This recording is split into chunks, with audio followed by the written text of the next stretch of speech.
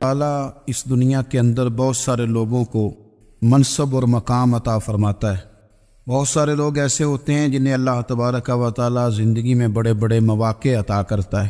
وہ چاہیں تو اس موقع سے اپنے ذاتی مفادات حاصل کریں اور چاہیں تو ان اچھے مواقع کو ملت کی، مذہب کی، قوم کی خدمت کے لیے وقف کر دیں۔ کچھ لوگ ایسے ہوتے ہیں کہ جو کسی مقصد کے حصول کی طرف سفر تو کر رہے ہوتے ہیں، لیکن اس کے پیچھے زیادہ تر ان کے ذاتی مفادات کار فرما ہوتے ہیں، اور وہ اپنے دنیاوی مقاصد کے لیے، اپنے اور اپنے خاندان کے دنیاوی فوائد کے لیے کوشش کر رہے ہوتے ہیں۔ ایسے لوگ بھی محدود رہ جاتے ہیں، ان کی سوچ بھی محدود رہ جاتی ہے، اور کئی دفعہ کچھ تھوڑی دیر کے لیے ان کے نام ابھرتے ہیں اور پھر ہمیشہ کے لیے دب جاتے ہیں۔ کچھ لوگ ایسے ہوتے ہیں جو زندگی کے اندر اللہ کے لیے، اللہ تعالیٰ کی رضا کے لیے، رسول پاک صلی اللہ تعالیٰ علیہ وسلم کی خوشنودی حاصل کرنے کے لیے، دین کی، ملت کی، ملک کی سربلندی کے لیے آگے آنا چاہتے ہیں۔ میرا رب کریم قرآن مجید سورہ حج میں ارشاد فرماتا ہے کہ الذین ان مکناہم فی الارض، کچھ لوگ ایسے ہیں کہ اگر ہم انہیں زمین میں اقتدار دیں، زمین میں اگر ہم انہیں قابو دیں تو وہ کیا کریں گے؟ اقاموا الصلاۃ و آتوا الزکوٰۃ، وہ نماز قائم کریں گے، زکوٰۃ ادا کریں گے، وامروا بالمعروف، نیکی کا حکم دیں گے، ونہوا عن المنکر، اور لوگوں کو بری باتوں سے منع کریں گے۔ وہ دینی، فکری، اصلاحی انقلاب برپا کر دیں گے، نماز کو عام کریں گے، زکوٰۃ کو عام کریں گے، بھلائی کا حکم دیں گے اور برائی سے منع کریں گے۔ اللہ تبارک و تعالیٰ نے ان لوگوں کو جب اقتدار دیا، وہ کون لوگ تھے؟ سیدنا صدیق اکبر، حضرت فاروق اعظم، سیدنا عثمان غنی، حضرت مولا علی رضوان اللہ تعالی علیہم اجمعین۔ اللہ نے جب ان لوگوں کو اقتدار دیا زمین کے اندر، اللہ تبارک و تعالی نے انہیں نبی پاک علیہ الصلاۃ والسلام کی نیابت کے لیے چنا، تو ان لوگوں نے یہ انقلاب برپا کیا، نمازیں عام ہو گئیں، شوق سے لوگ صدقات و خیرات دینے لگے، بھلائی عام ہوئی، برائی کا کلا کما کیا گیا۔ ہمارے ہاں بھی لوگ احتساب کی باتیں کرتے ہیں، ہمارے ہاں بھی لوگ کہتے ہیں کہ میں رشوت خوری کو، کرپشن کو، ناجائز چیزوں کو ہمیشہ کے لیے جڑ سے اکھیڑ پھینکوں گا۔ لوگ دوسروں سے مطالبہ کرتے ہیں کہ یہ سارے کام جائز کریں، لیکن خود اس پر عمل کرنے کو تیار نہیں ہوتے۔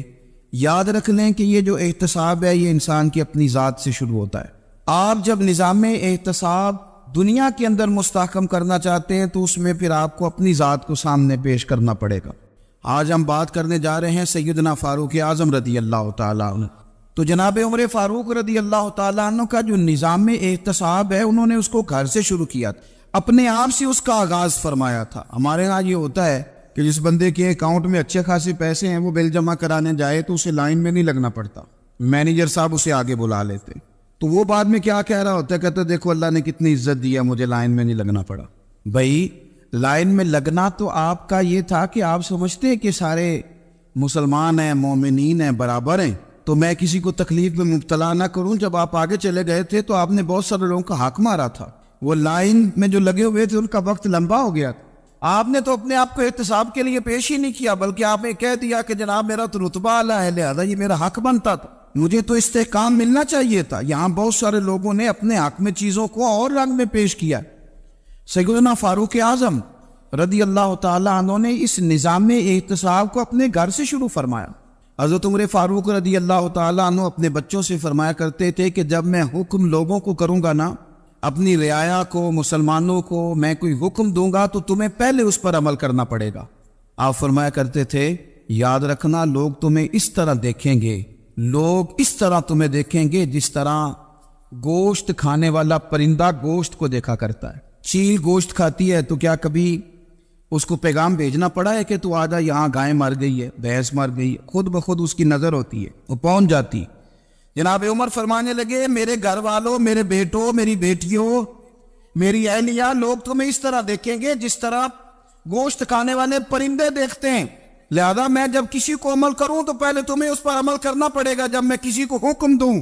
آپ فرمانے لگے یاد رکھنا اگر تم نے میرا حکم نہ مانا تو غیروں نے حکم نہ مانا تو انہیں ایک سزا ملے گی، اور اگر میرے گھر والوں نے نہ مانا تو ڈبل سزا ملے گی۔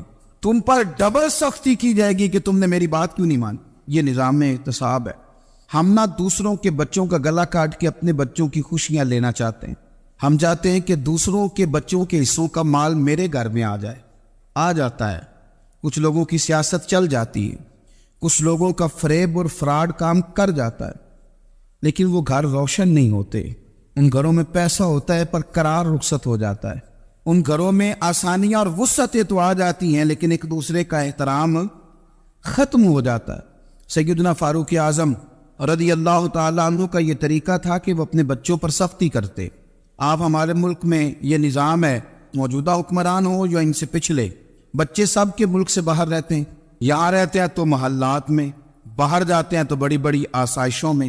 ان کے بچوں کے لیے قانون بھی الگ سے ہیں, قاعدے بھی الگ سے ہیں, اور ہمارے ملک کے اندر تو ایک باقاعدہ پروٹوکول کا سسٹم ہے.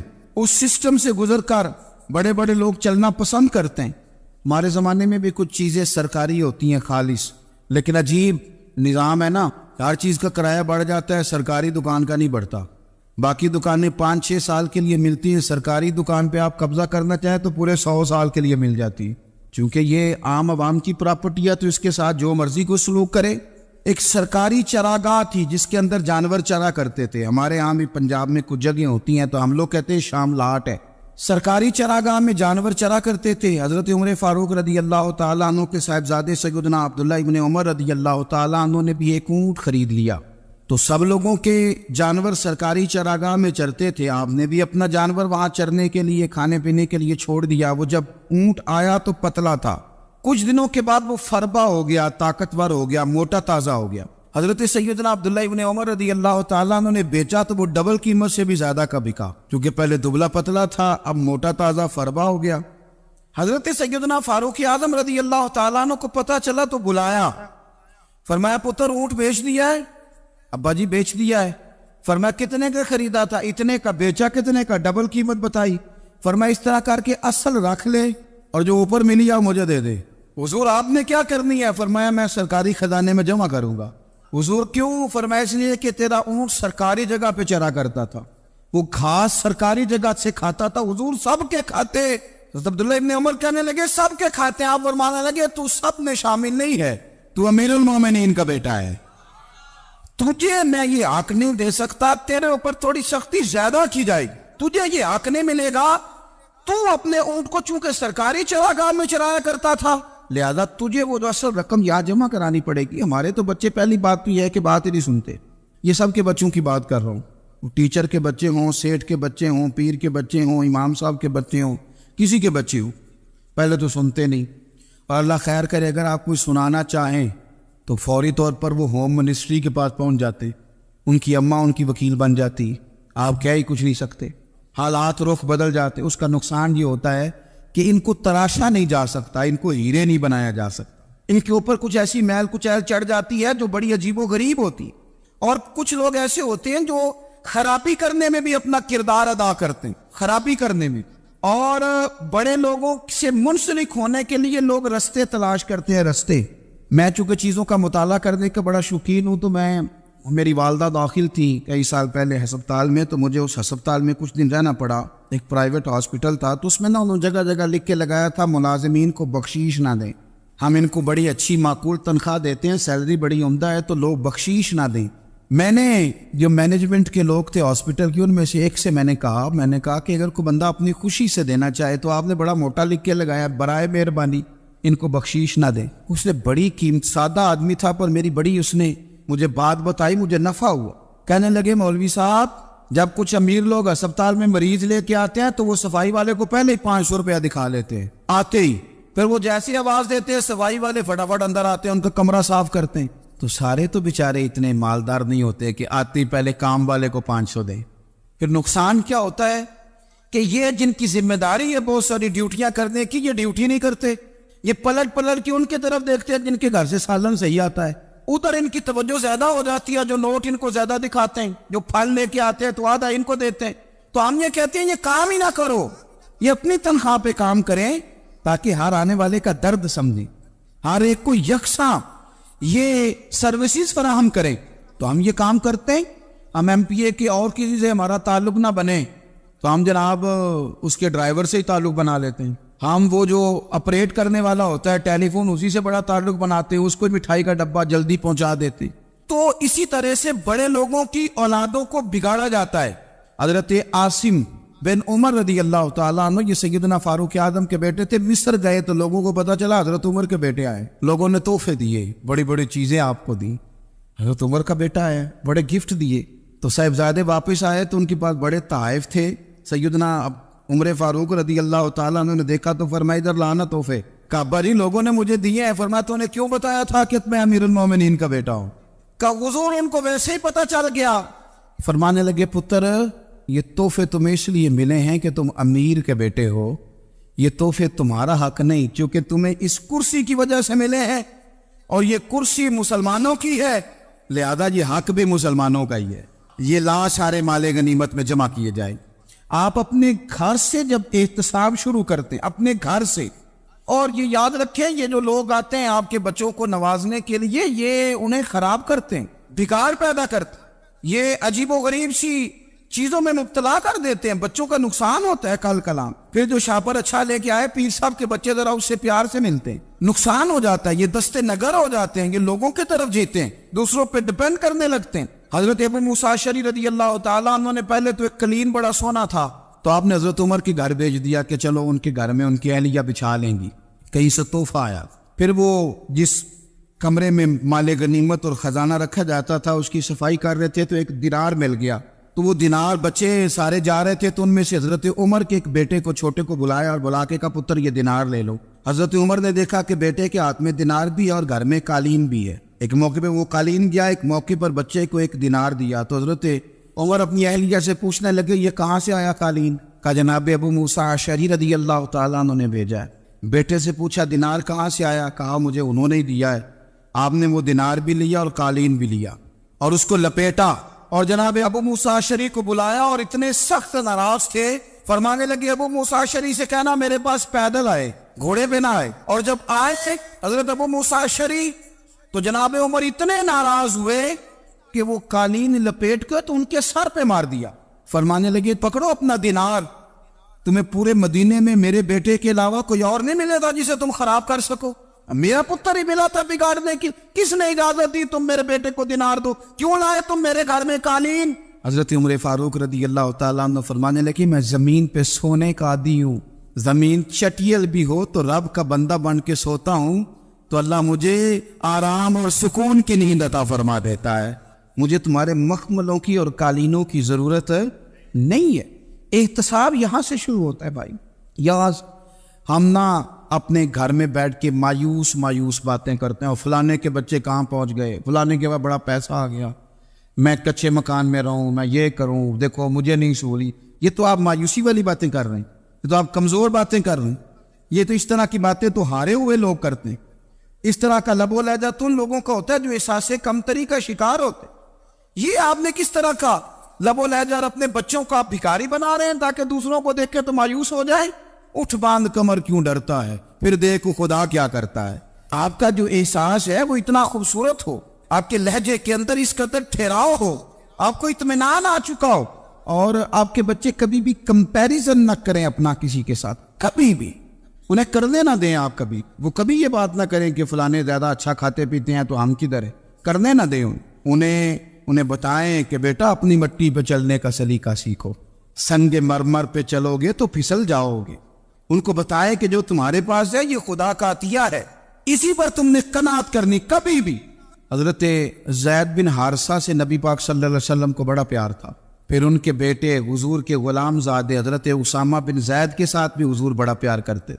لیکن یہ تو مسلمہ حقیقت ہے نا کہ عظمت اور شان تو سیدنا فاروق اعظم کی زیادہ ہے. امت کا اتفاق ہے کہ نبیوں کے بعد سب سے بڑا درجہ جناب صدیق اکبر کا, اور پھر اللہ نے مقام عطا کیا حضرت فاروق اعظم کو. یہ بڑے لوگ تھے. ایک دفعہ مال تقسیم ہو رہا تھا تو حضرت عمر رضی اللہ تعالیٰ عنہ نے نا حضرت اسامہ بن زید کو 4000 دینار دیے اور اپنے بیٹے عبداللہ ابن عمر کو 3000 دینار دیے. تو حضرت عبداللہ ابن عمر گھر جا کے کہنے لگے ابا جی اسامہ میں وہ کون سی خوبی ہے جو میرے اندر نہیں, اور اسامہ کے باپ میں وہ کون سی خوبی ہے جو آپ کے اندر نہیں. تو حضرت عمر کی عاجزی دیکھیے, حالانکہ بالاتفاق دنیا جانتی ہے کہ جناب عمر فاروق رضی اللہ تعالیٰ عنہ افضل ہیں، پھر بھی پتہ اپنے بیٹے سے کیا کہتے ہیں؟ فرماتے ہیں وہ سن یار، وہ خدمت گزار ہیں نبی پاک کے، وہ بھی حضور کے گھر میں ڈیوٹی کرتے، نوکری کرتے، اور ان کے بیٹے بھی حضور کی نوکری کرتے، یہ خدمت گزار ہیں۔ فرمانے لگے اگر تو نے پوچھ لیا تو سن، پھر میری تو رائے یہ ہے کہ تیرے سے زیادہ اسامہ بن زید حضور کی نظر میں پیارے ہیں، اور اسامہ کا باپ تیرے باپ سے زیادہ نبی پاک کا پیارا ہے۔ کوئی کمپیریزن کرنے نہیں دیا، بچوں کو کسی ایسی جگہ کھڑے ہونے نہیں دیا۔ فرمایا یہ وجہ ہے، یہ انداز ہے کہ تو زیادہ پیارا ہے۔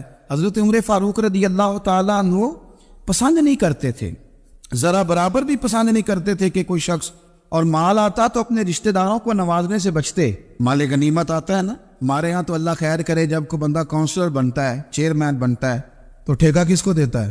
کوئی چلو بھتیجا مل جائے، کوئی بانجا مل جائے، کوئی چھوٹا بھائی، اسے بھی کام مل جاتا ہے ساتھ۔ نوازنے پہ لوگ آتے ہیں تو وہ تلاش کرتے ہیں کہ کہاں کو میرا ہے، وہ ٹینڈر ہی ان کے نام کے پاس ہوتے ہیں جن کی طرف ذرا نظر کرم زیادہ ہوتی۔ حضرت عمر فاروق مال تقسیم کر رہے تھے تو بیٹی آگے کہنے لگی ابا جی رشتہ داروں کا بھی حق ہوتا ہے، آپ سب کو دیتے ہیں، آپ کے قریب ہی نہیں آتے۔ تو حضرت عمر فاروق نے کیا لفظ کہے، کیا حقیقت ہے، کیا حسن ہے۔ فرمانے لگے پتر یہ مال تیرے باپ کا نہیں، مسلمانوں کا ہے، جب تیرے باپ کا ذاتی مال ہوگا تو اپنے رشتہ داروں کو دے گا، یہ مسلمانوں کا مال ہے، یہ اسی حساب سے تقسیم ہوگا جو عدل کا حساب ہے، جو ترازو ٹھیک ہے۔ فرمایا تو مجھے یہ مشورہ نہ دے، یہ مسلمانوں کا مال۔ یہاں سے نظام احتساب شروع ہوتا ہے، یہاں سے انسان آگے بڑھتا ہے، اور پھر کوئی تکلف نہیں کسی پر حضرت عمر کا، کوئی چھوٹا ہے یا بڑا ہے۔ حضرت ابو سفیان رضی اللہ تعالیٰ عنہ سردار رہ چکے ہیں مکے کے، بڑے آدمی، لیکن نظام احتساب میں کوئی چھوٹا بڑا نہیں ہوتا۔ حضرت عمر فاروق مکہ مکرمہ گئے تو لوگوں نے کہا حضور جناب ابو سفیان نے نا گلی میں پتھر رکھے اور بہت سارے لوگوں کو رستوں میں تکلیف ہو رہی ہے، تو حضرت ابو سفیان رضی اللہ تعالیٰ عنہ سے بھی لوگ کہہ دیتے تو وہ بھی اٹھا دیتے، لیکن لوگوں نے چونکہ وہ سردار تھے، بڑے تھے، تو لوگوں نے ان سے کہا نہیں۔ حضرت عمر جب آئے تو کہا تو جناب عمر نے پرواہ نہیں کی، خود آئے جناب ابو سفیان سے کہا یہ پتھر آپ نے رکھے؟ کہا حضور ہاں۔ فرمایا یہ بھی اٹھائیے، یہ بھی اٹھائیے، یہ بھی اٹھائیے۔ جب وہ اٹھا رہے تھے تو حضرت عمر کہہ رہے تھے شکر نہیں اللہ کا کہ عمر کہہ رہے ہیں اور ابو سفیان مانتے جا رہے ہیں، شکر نہیں۔ یہ نظام احتساب ہے کہ بڑا ہو یا چھوٹا ہو، اس کو یہ حق حاصل نہیں ہے کہ مسلمانوں کو وہ کسی تکلیف میں کسی بھی صورت میں مبتلا کرے، کہیں بھی کسی جگہ بھی، اس کو یہ والی اجازت نہیں۔ حضرت سیدنا عمر فاروق رضی اللہ تعالیٰ عنہ۔ پھر ایک اور بات تھی، میں کئی دفعہ یہ بات کہتا ہوں اور مجھے ذاتی طور پر اس کا بڑا تجربہ ہے، کچھ لوگ نا خوشامد پسند ہو جاتے، بڑی عمدہ تعریف کرتے ہیں، اوئے ہوئے ہو پول باندھتے ہیں پورے، آپ کے پاس آئیں گے تو کہیں گے جناب آپ سے زیادہ اچھا بندہ ہی کوئی نہیں، تو وہ نا آپ سے کام نکلواتے ہیں، پھر وہ کسی دوسرے کے پاس جاتے ہیں تو اسی طرح کا رویہ وہ دوسروں کے ساتھ کر۔ یہ عام لوگوں میں بھی مرض ہوتا ہے، عام لوگوں میں۔ اور بادشاہ وہ بندہ اگر، پھر تو اس کا دل کرتا ہے میں اگر بادشاہ سلامت ہوں تو دو چار بندے دیہڑی پہ رکھ لوں پر میری تعریف ضرور کریں۔ پابندی ہوتی ہے، لوگ یہ کام بڑے شوق سے کرتے ہیں۔ اور شیخ سعدی فرمایا کرتے تھے لکڑی کو گھن کھا جاتی ہے اور بڑے لوگوں کو خوشامد کھا جاتی ہے خوشامد۔ حضرت عمر فاروق رضی اللہ تعالیٰ عنہ اس معاملے میں بھی بڑے مضبوط تھے۔ ویسے مجھے اور آپ کو اچھا کون لگتا ہے؟ ہماری غلطیاں بتانے والا؟ ہمارے ایسا فرمایا کرتے تھے اپنے دشمنوں کی باتوں پر بھی غور رکھو، تمہارے دشمن تمہیں نکھار دیتے ہیں، تمہارے اندر جو کوتاہیاں ہوتی ہیں وہ تمہیں پتہ چل جاتی ہیں کہ یہاں میری اصلاح ہو رہی، ان پر غور کرو وہ کیا کہتے ہیں۔ حضرت عمر فاروق کی تعریف کی ایک بندے نے، کمال تعریف کی، وہ اس کا خیال تھا کہ رزلٹ بڑا شاندار آئے گا، بادشاہ کی تعریف ہوتی تھی تو پھر تھیلی جاتی تھی اشرفیوں کی، کمال رزلٹ آئے گا۔ تو حضرت عمر جب وہ پوری کر چکا نا بات تو فرمانے لگے تو خود بھی ہلاک ہوا اور مجھے بھی ہلاک ہی کر دیا ہے، خود بھی تباہ ہوا ہے مجھے بھی تباہ کر دیا، کس طرح کی باتیں کر رہے۔ ایک بندہ اور آیا اور اس نے آ کے کہا کہ پوری امت میں سب سے افضل ہے فاروق اعظم آپ ہی ہیں۔ حضرت عمر فاروق فرمانے لگے تجھے تیری ماں روئے، ابو بکر تجھ سے بھی افضل تھے، تیرے باپ سے بھی افضل تھے، اور صدیق اکبر مجھ سے بھی افضل ہے اور میرے باپ سے بھی افضل ہے۔ یہ تو کس طرح کی بات کر رہا ہے؟ یہاں ہر شے ہضم نہیں ہو جاتی، فوری طور پہ لوگ ڈکار بھی پورا نہیں لیتے۔ قرآن مجید نے کہا فَلَا تُزَكُّوا أَنفُسَكُمْ هُوَ أَعْلَمُ بِمَنِ اتَّقَىٰ، اپنے منہ سے نہ کہو میں پاک صاف ہوں، اللہ زیادہ بہتر جانتا ہے کہ تم میں سے پرہیزگار کون ہے، اپنے منہ سے تعریفیں کرتے کراتے ہو، یہ مزاج چھوڑ دے۔ حضرت عمر رضی اللہ تعالیٰ عنہ پسند نہیں کرتے۔ ایک آدمی نہ چلتا تھا وہاں تو بڑا متکبرانہ چال کے ساتھ چلتا، حضرت عمر نے دیکھا، یہاں تک احتساب فرماتے، زمین پہ زور زور سے پیر پٹکتا، چال بڑی اس کی متکبرانہ، لوگ بڑے پریشان ہوتے۔ حضرت عمر نے ایک دن سمجھایا، باز نہیں آیا، اگلے دن پہ درہ نکال لیا، لگائے 4 درے، فرمایا آج کے بعد نہ چلنا اس طرح مدینے میں پیر پٹک پٹک کے۔ اس وقت تو اسے غصہ لگا، لیکن کچھ دیر کے بعد نا جب غصہ اترا تو حضرت عمر کے پاس آیا، کہنے لگا حضور اللہ آپ کا بھلا کرے، آپ نے درے نہیں مارے، آپ نے تو شیطان بھگا دیا جو میرے ساتھ چمٹا ہوا تھا، چمٹا ہوا شیطان آپ نے مجھ سے بھگا دیا ہے۔ یاد رکھیں مسند امام احمد بن حنبل میں حدیث ہے، اللہ کے پیارے رسول صلی اللہ علیہ وسلم فرماتے ہیں جو دنیا میں متکبرانہ چال کے ساتھ چلتا ہے نا، قیامت کے دن وہ اللہ سے اس حال میں ملے گا کہ رب اس سے ناراض ہوگا۔ متکبرانہ چال سے نہیں چلیں گے۔ تو حضرت فاروق اعظم رضی اللہ تعالیٰ عنہ کا یہ طریقہ تھا کہ آپ خیال کرتے، اور پتہ کس طرح کا آپ کا مزاج تھا، فرماتے تھے تقسیم کرو، دوسروں کا بھی خیال رکھو۔ جس طرح بندہ دیوانہ وار نہیں لوگوں کا خیال رکھتا کہ بندہ بگڑے کوئی نہ، دیوانہ وار۔ کچھ لوگ تبلیغ کرتے ہیں رسمی، اور کچھ لوگ ایسے ہوتے ہیں جو لوگوں کی اصلاح میں دیوانے ہو جاتے، ان کی خواہش ہوتی ہے یہاں بھی بندہ ٹھیک ہو جائے، یہاں بھی بندہ ٹھیک ہو جائے، یہاں بھی بندہ ٹھیک۔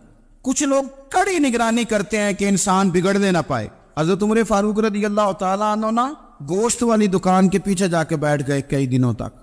وہ کہنے لگا حضور یہاں کیا ہے؟ فرمایا تو اپنا کام کرنا۔ گوشت والی دکان پہ بیٹھے، کام کر اپنا، نگرانی کرنے لگے حضرت عمر۔ پھر آپ نے نا وہ بندے پکڑ لیے، کون؟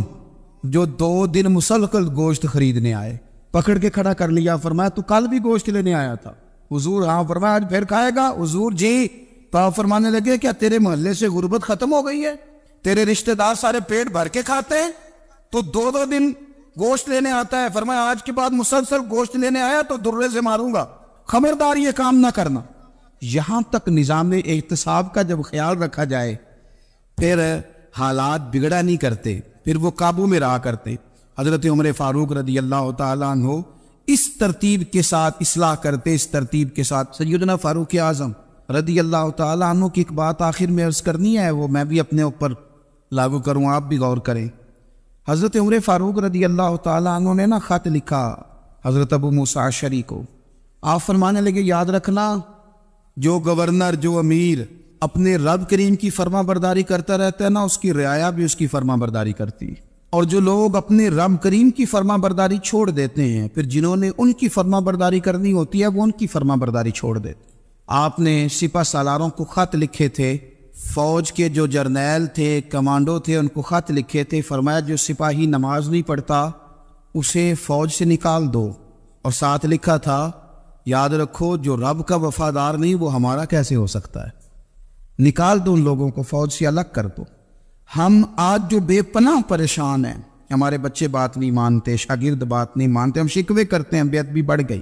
ادب کے ساتھ میں گزارش کروں گا بڑوں کی بارگاہوں میں، جو میری طرح کے بڑے بنے ہوئے ہیں، بزرگوں سے نہیں بات کرتا، ان سے میں کہوں گا کہ ہمیں ایک دفعہ اپنے اوپر بھی تو غور کر لینا چاہیے، کہیں ایسا تو نہیں ہے کہ ہم جب تک اللہ تعالیٰ کے فرما بردار تھے، جب تک ہم تقوی کے معیار پر تھے، ہماری بات ماننے والے ہماری بات مان رہے تھے، کہیں ایسا تو نہیں کہ ہم اس معیار سے ہل گئے ہیں، تو اب جو ہمارے فرما بردار تھے وہاں سے ہل گئے۔ حضرت عمر رضی اللہ تعالیٰ عنہ فرمایا کرتے تھے کہ لوگوں کو عجب میں مبتلا نہیں ہونا چاہیے، خود پسندی کا جو ماحول ہوتا ہے اس سے لوگوں کو ہمیشہ نکلنا چاہیے۔ حضرت عمر کے ایک صاحبزادے نے کنگھی کر لی، اچھا لباس پہن لیا تو درہ مارا جناب عمر نے، تو آپ کی بیٹی کہنے لگی ابا یہ تو بالکل جائز ہے، اچھے کپڑے پہننا، اچھا لباس پہننا اور سر میں کنگھی کر لینا، اس پر درہ کیوں مار دیا؟ تو آپ فرمانے لگے بیٹا یہ خود پسندی میں مبتلا ہونے لگا تھا، یہ اپنے آپ کو بہت بھلا سمجھنے لگا تھا، اس کا خیال تھا کہ میں ہی ہوں، میرے علاوہ کوئی نہیں، یہ اس مقام پہ جا رہا تھا جہاں اس کی تربیت رک جاتی، اس لیے درہ مارا ہے۔ ایک دفعہ حکومتی معاملات کے اندر آپ کی اہلیہ نے مشورہ دینا چاہا، بڑے کام بیویاں نہیں کرتی، بڑے بڑے معاملات میں مداخلت نہیں کرتی۔ ہمارے بر صغیر میں وہ بادشاہ نہیں گزرا کہ جو فیصلہ کرتا تھا تو کرسی پہ بیٹھ جاتا تھا اور پردے کے پیچھے اس کی بیوی بیٹھ جاتی تھی، اور جب وہ فیصلہ سنانے لگتا تو یوں گردن پیچھے کرتا اور اہلیہ جو کہتی وہ فیصلہ سنا دیتا۔ لیکن ایک دفعہ خاتون نے ایک آدمی کو حضرت عمر نے معزول کیا تو آپ کی اہلیہ نے اس آدمی کی اہلیہ حضرت عمر کی اہلیہ سے ملی ہوگی، تو خاتون نے ذرا سفارش کرنی چاہیے، تو جناب عمر فاروق رضی اللہ تعالیٰ عنہ کے ہاتھ میں عصا تھا، ڈنڈا تھا، 2-3 دفعہ زمین پہ مارا، فرمایا تمہیں کس نے اجازت دی ہے حکومتی معاملات میں مشورہ دینے کی؟ یہ مشورہ مولا علی دیں گے یا عثمان غنی دیں گے؟ آپ کو کس نے اجازت دی؟ وہ حکومتی معاملات، وہ مسلمانوں کا اجتماعی معاملہ، وہ مسلمان دیکھیں، آپ کو اس میں آنے کی اجازت نہیں ہے۔ جو آپ کی ذمہ داریاں ہیں، آپ کے حقوق ہیں، ان پر آپ بات کریں۔ تو بھائی نظام میں احتساب اپنی ذات سے شروع کریں۔ ہماری اولادیں، ہمارے بچے، وہ باہر سے انہوں نے زیادہ اثر نہیں لیا، ہم نے انہیں بتایا کہ ہم بڑے غریب ہیں، ہم بڑے مجبور ہیں، ہم تو بڑے کمزور ہیں، ہماری تو سنتا کوئی نہیں، یہ تو امیروں کا ملک ہے، اس میں تو فلانے کو اہمیت حاصل ہے۔ ان باتوں نے ہمارے بچوں کو کمزور کیا ہے، ان باتوں نے ہمارے بچوں کے دلوں میں احساس کمزوری پیدا کیا ہے۔ آپ ان کو جینا سکھائیں، آپ ان لوگوں کو بتلائیں کہ رب کریم نے جو تمہارے لیے بہتر سمجھا وہ تمہیں اپنے فضل سے بڑا عطا فرمایا ہے۔ آپ ان کو ان کے مقام پر رہ کر خوددار اور قناعت پسند ہونا سکھائیں، آپ یقین کریں گھر امن والا بن جائے گا۔ بچے اگر بھنا ہوا گوشت کھا رہے ہوں اور پھر بھی لاڑی رہے ہوں کہ مسالہ میری مرضی کا نہیں، سٹائل میری مرضی کا نہیں، ٹیسٹ میری مرضی کا نہیں، یہ والا گوشت میں نے نہیں کھانا، یہ اس طرح کر کے بھنا ہوتا تو پھر میں نے کھانا تھا، وہ زیادہ خوفناک صورتحال ہو جاتی ہے۔ لیکن اگر ابا جی، اماں جی، گھر والے کھیتوں میں کام کر رہے ہوں اور بچے اچار کے ساتھ روٹی لے کے جائے اور بننے پہ بیٹھ کے، پھٹے پہ بیٹھ کے وہ پھر کھانا شروع کریں، اور جب وہ اچار آئے اور وہ ایک دوسرے کو کہیں کہ آج تو 2 کلے ہو گئے میرے کام کے، اس دفعہ تو دیکھنا ہماری فصل کتنی شاندار ہوگی، ایک دوسرے کو دیکھ دیکھ کے وہ ہنسی اور مسکرائے اور ان کی باتوں میں لذت ہو، اور پھر وہ کہیں کہ آم بڑے اچھے مل گئے تھے، دیکھو اچار کتنا سونا آ گیا ہے، دیکھو یہ کس قدر زیادہ اچھا ٹیسٹ ہے، تیل بھی بڑا اچھا ہے، گل بھی بڑے وقت پہ گیا ہے۔ آپ یقین کریں یوں لگتا ہے کہ کائنات کی سب سے بہترین روٹی یہ لوگ کھا رہے ہیں۔ یہ سوچ حضرت عمر نے ہمیں دی ہے۔ حضرت عمر کا بیٹا مصر گیا، وہاں سے کمائی کر کے لایا، تجارت کرنے گیا، لاکھوں کا مال۔ کون سا باپ ہے دنیا میں جس کا بیٹا باہر سے پیسے لے کے آئے تو ابا تفصیل پوچھے کہ بیٹا کہاں سے کمائے، کہاں سے لایا، کتنے ملے، کیوں آئے؟ کون سا باپ تفصیل پوچھتا ہے؟ ابا تو کہتا ہے لا صحیح، اور تعریفیں کرتا ہے میرا بیٹا بڑی کمائی کرتا ہے۔ کبھی پوچھا ہے اس سے کہ ڈیوٹی صحیح دیتا ہے کہ نہیں؟ کبھی پوچھا ہے کہ تو ایمانداری کی روزی لاتا ہے کہ حرام کی کماتا ہے؟ یہ باپ کی ذمہ داری ہے، یہ اماں کی ذمہ داری ہے۔ پھر کہتا ہے بیماری کیسے آ گئی، پریشانی کیسے آ گئی؟ تو نے کبھی سوال کیا اپنی اولاد سے؟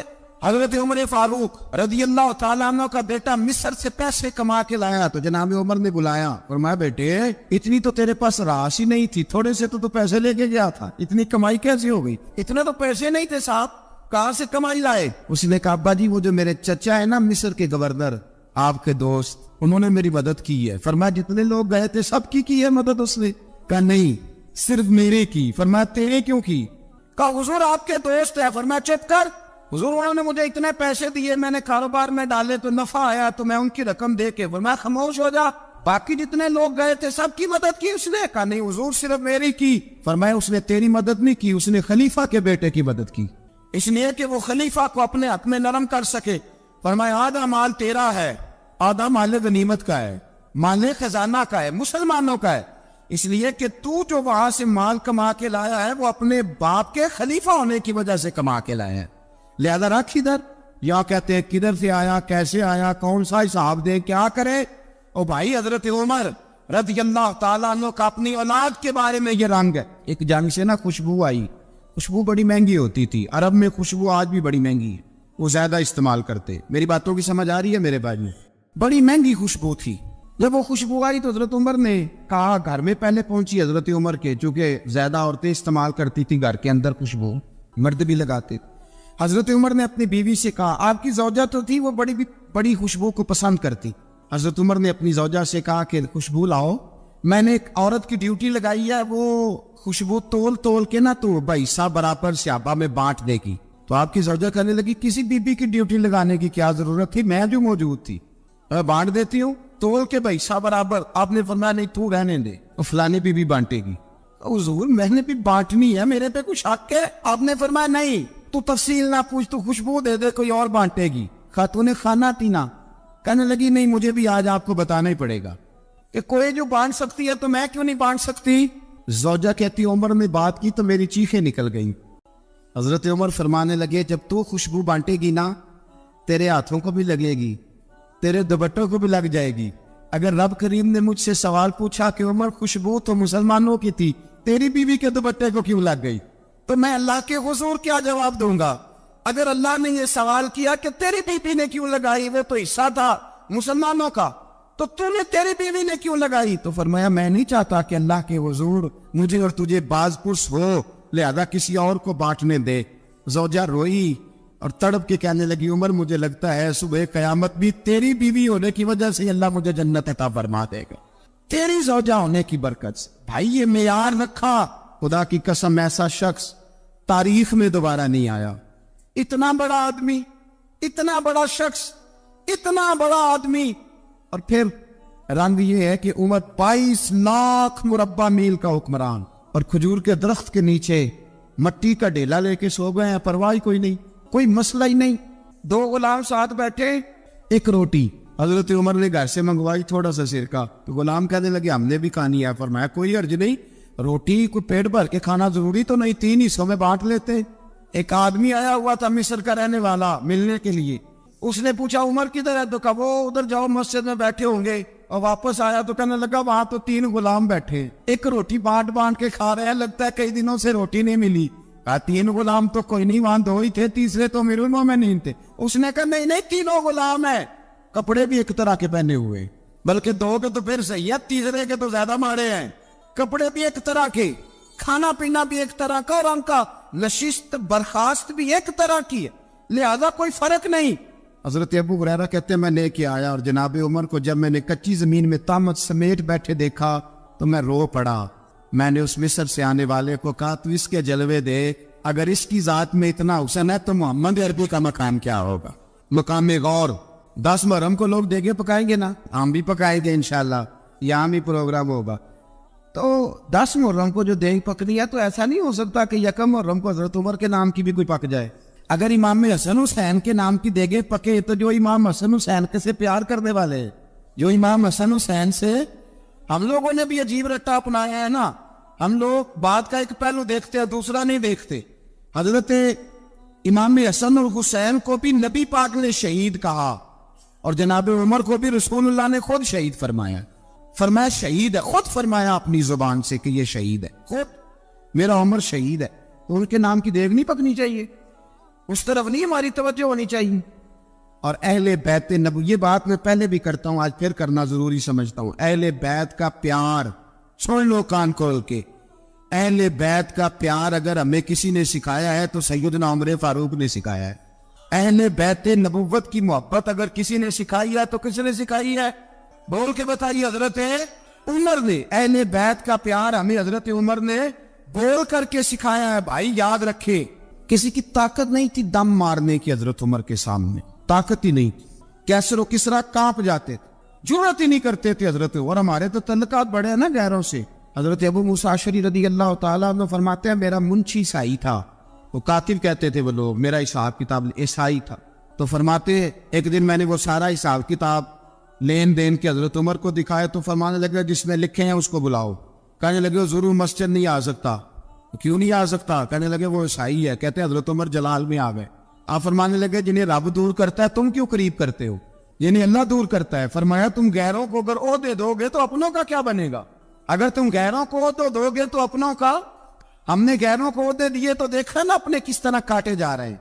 غیروں کو جو عہدے دے دیے، جرانے سارے غیروں سے روز دعویٰ ہوتا ہے چین ہمارا سجن ہے، چین ہمارا دوست ہے۔ او بھائی دوست ہے تو اس سے کہو نا کہ برما تو تمہاری ایک چھوٹی سی ریاست ہے، چین کے بغیر تو وہ سانس بھی نہیں لے سکتا، اس کو کہو نا اس حکومت پہ دباؤ ڈالے۔ لیکن ہم لوگوں نے غیروں کو عہدے دیے تو اپنے پس گئے۔ حضرت عمر کہتے تھے ذمہ کا ہم ادب کریں گے، ذمہ کافر کا ہم، ایسا کافر جو مسلمان ریاست کو قبول کرے، بدامنی نہ پھیلائے۔ ایک آدمی کو آپ نے دیکھا آنکھوں سے نابینا ہے اور بھیک مانگ رہا ہے، تو حضرت عمر کو نظر آ گیا، فرمایا کون ہو؟ اس نے کہا میں یہودی ہوں۔ فرمایا بھیک کیوں مانگتی ہو؟ کہا جب تک تندرست تھا مسلمانوں کو جزیہ دیتا تھا، بوڑھا ہو گیا ہوں کیا کروں؟ حضرت عمر نے گھوڑے کی پشت پہ بٹھایا کافر کو، گھوڑے کی پشت پہ بٹھایا اور بٹھا کے مدینے لائے. حضرت علی شیر خدا وزیر خزانہ تھے. فرمایا علی اس کا وظیفہ جاری کرو. کہا یہ کون ہے؟ فرمایا یہ یہودی ہے لیکن یہ ہمیں جزیہ دیتا رہا, بوڑھا ہو گیا بیچارہ, بھیک مانگنے پہ مجبور ہے, ہماری حکومت کے اندر رہتا ہے, اس کا پورا وظیفہ جتنا خرچہ اتنا وظیفہ لگاؤ. حضرت علی کہتے ہیں میں وظیفہ لگا رہا تھا اور وہ میرے نبی کا کلمہ پڑھ رہا تھا, وہ رسول اللہ کا کلمہ پڑھ رہا تھا. یہ مزاج, یہ نہیں کہ کافر. حضرت عمر نے گورنروں کو خط لکھے تھے کہ زبردستی کسی کو مسلمان نہیں کرنا, جہاں ان کی عبادت گاہیں بنی ہو گرانی نہیں, کوئی مندر کوئی گرجا ضائع نہیں کرنا.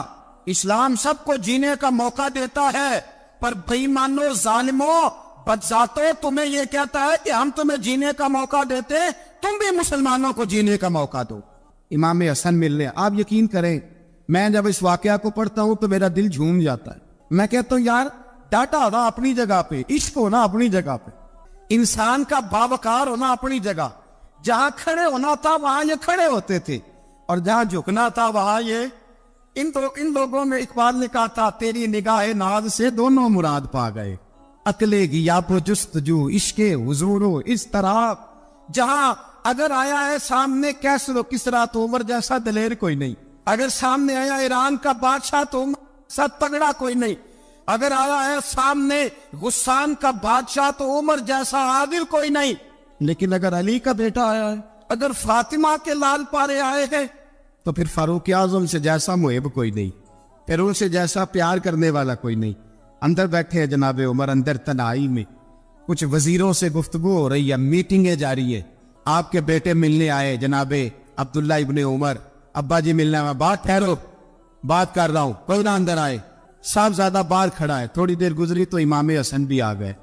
کون آئے؟ آپ کو عجب ملے گا امام صاحب کا نام لینے سے, وہ سردار ہے جنتیوں. حسن تیری نسل پاک میں ہے بچہ بچہ نور کا, تو ہے نے نور تیرا سب کرانا. امام حسن آئے تو حضرت عبداللہ ابن عمر کو دروازے پہ کھڑے دیکھا. امیر المومنین کہاں ہیں؟ کہنے لگے حضرت عمر کے بیٹے. کہنے لگے وہ اندر بیٹھے, کچھ میٹنگ ہو رہی ہے اور انہوں نے کہا کوئی اندر نہ آئے, لیکن آپ جانا چاہے تو چلے جائیں. تو انہوں نے کہا جب آپ باہر کھڑے ہیں تو مجھے کوئی اتنا ضروری کام نہیں, اور ابھی زور کی نماز تھوڑی دیر میں ہوگی, میں مسجد میں مل لوں گا امیر المومنین سے. یہ بات کہہ کے امام حسن چلے گئے. یار اتنی بڑی بات نہیں تھی, اور میرے استادوں کا بیٹا بھی آئے تو کہا ٹھیک ہے جی وہ سوئے ہوئے, تو کوئی غرض نہیں یار میں ٹھہر کے آ جاؤں گا, کوئی بڑی بات نہیں تھی. دیکھا جائے تو بڑی بات نہیں تھی, پر بات بہت بڑی تھی, اس لیے کہ یہ خالی حسن نہیں, یہ حسن ابن علی ہے, یہ حضرت فاطمہ کے لخت جگر. حضرت عمر باہر نکلے, عبداللہ ابن عمر سے پوچھا کوئی آیا تو نہیں؟ تو کہا حضور امام حسن آئے تھے. تو کہا پھر شہزادے کو اندر کیوں نہیں بھیجا؟ کہا میں نے کہا تھا. وہ کہنے لگے اگر امیر المومنین مصروف ہیں تو میں ظہر میں مل لوں گا. حضرت عمر رونے لگے. فرمایا بیٹے تو نے اچھا نہیں کیا. پھر مسجد نہیں گئے, سیدھے امام حسن کے دروازے دستک دی. امام حسن باہر آئے. کہا شہزادے آئے تھے تو ملے کیوں نہیں؟ تو امام حسن کہنے لگے حضور آپ کا اپنا بیٹا دروازے پہ کھڑا تھا اور منع بھی کیا تھا آپ نے, تو میں زور میں مل لیتا. حضرت امام حسن فرماتے جوش جذبات میں جناب عمر نے سر سے پگڑی اتار دی. جوش جذبات کہنے لگے حسن میرے بیٹے کا اور آپ کا کیا مقابلہ؟ کیا اس کی ماں کا نام فاطمہ الزہرا ہے؟ کیا اس کی نانی کا نام خدیجہ الکبریٰ ہے؟ کیا اس کے نانے کا نام محمد مصطفیٰ ہے؟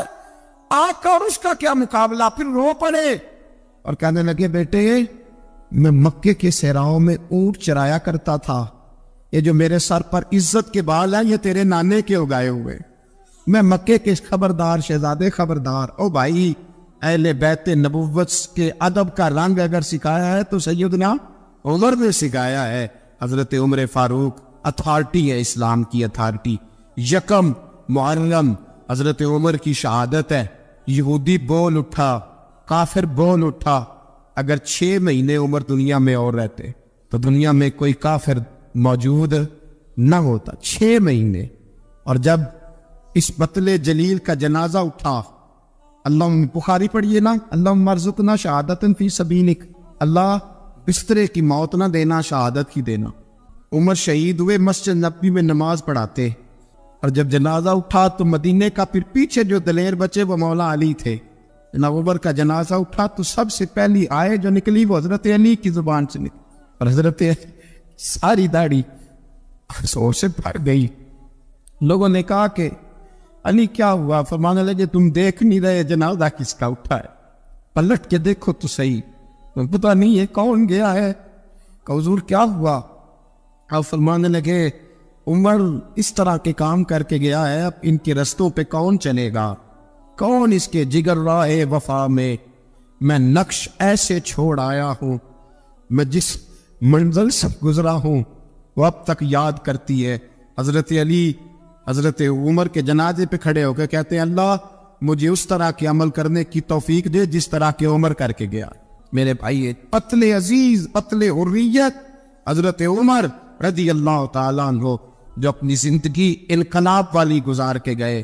عمر جب دنیا سے گئے تو 80 دینار کا قرضہ تھا، 22 لاکھ مربع میل کا حکمران، اور اپنے بیٹے سے کہنے لگے بیٹے کوشش کرنا تیرے خاندان والے مل کے میرا قرضہ اتار دے، میری قبر پہ بوجھ نہ رہے، اور اگر خاندان والے مدد نہ کریں تو میرے دوستوں سے بات کرنا، وہ مدد نہ کرے تو پھر علی سے بات کر لوں۔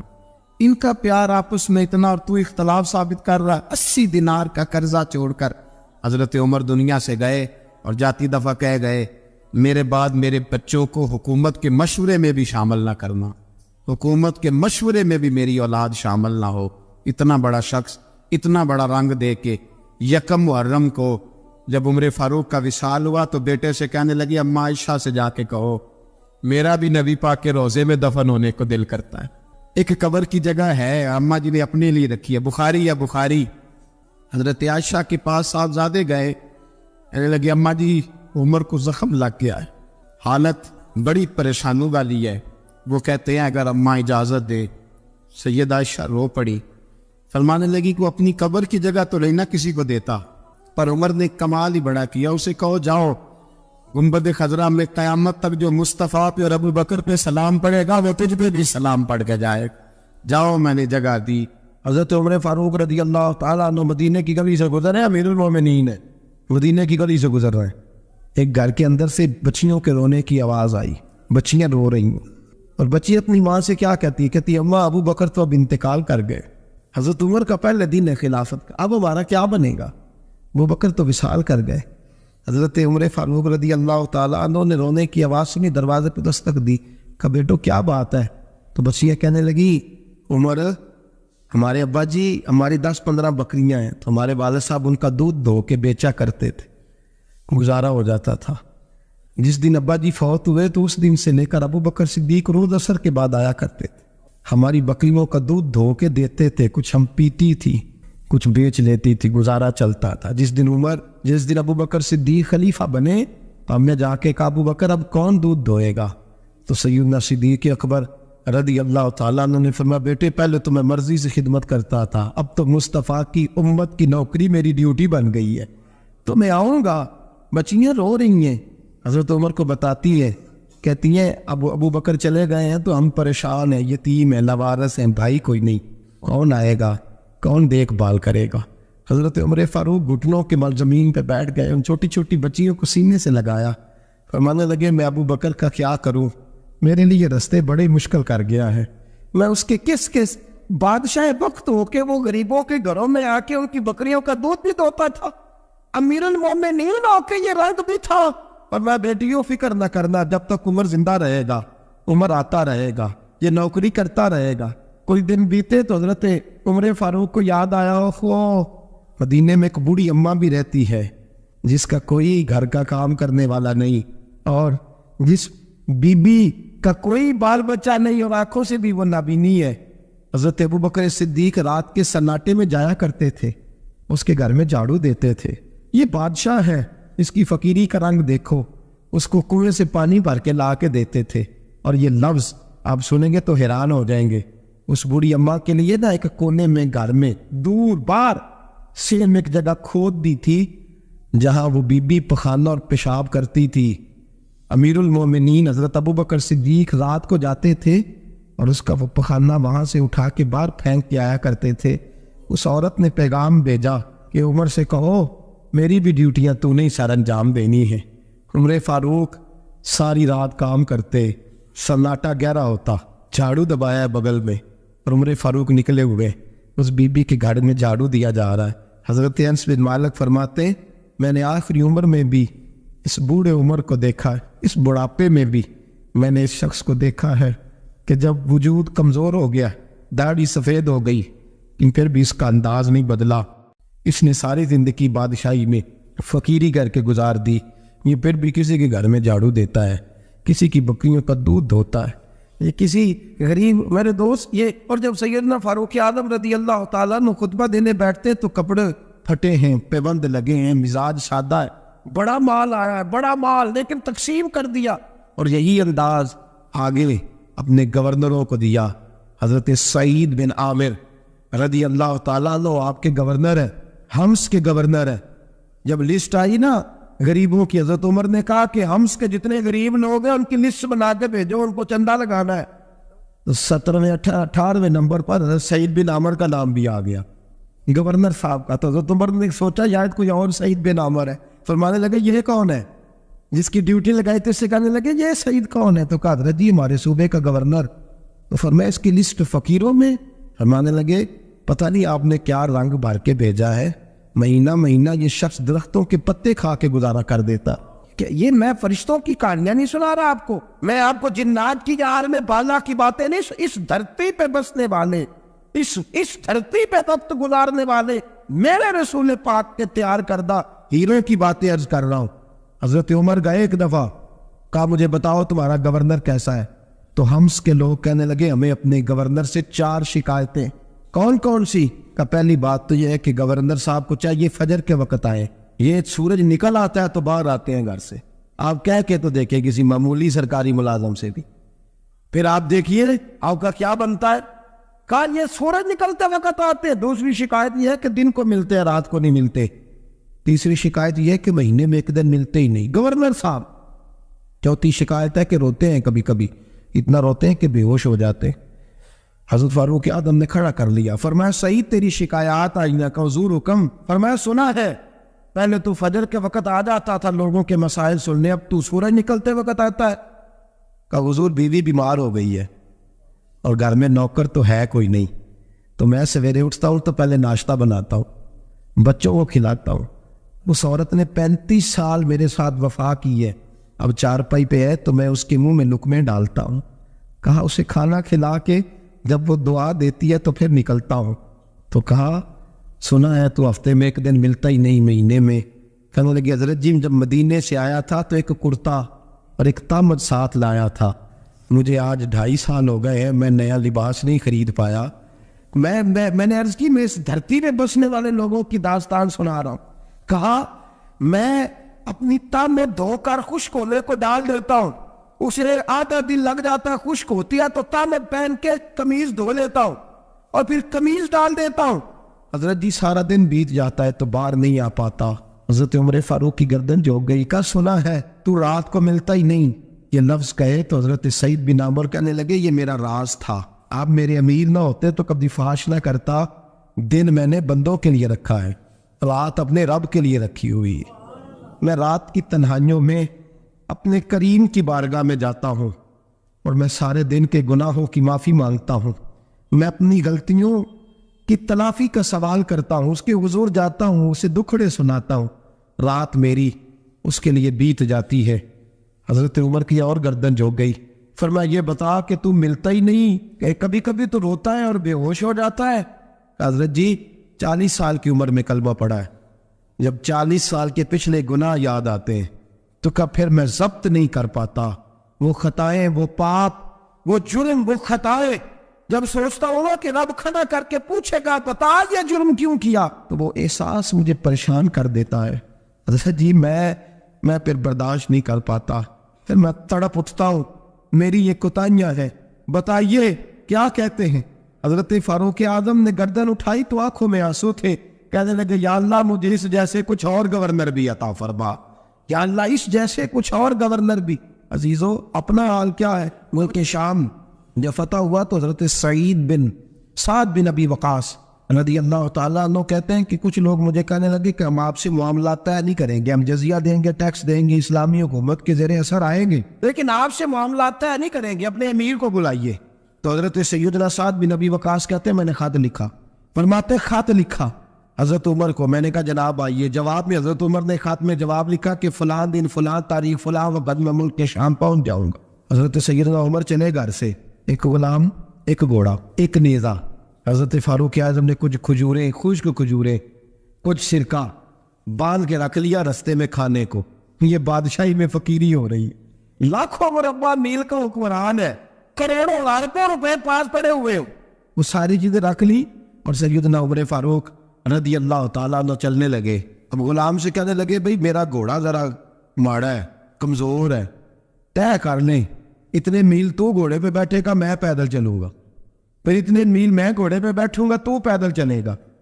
ملک کے شام پہنچنے کا وقت آ گیا. جب وقت آیا تو پیدل چلنے کی سواری حضرت عمر کی تھی, ان کی باری تھی پیدل چلنے کی, اور سواری پر سوار ہونے کی باری غلام کی تھی. تو یہ لوگ رشتے کرتے ہیں نا تو کرائے کی کار لے کے چلے جاتے ہیں.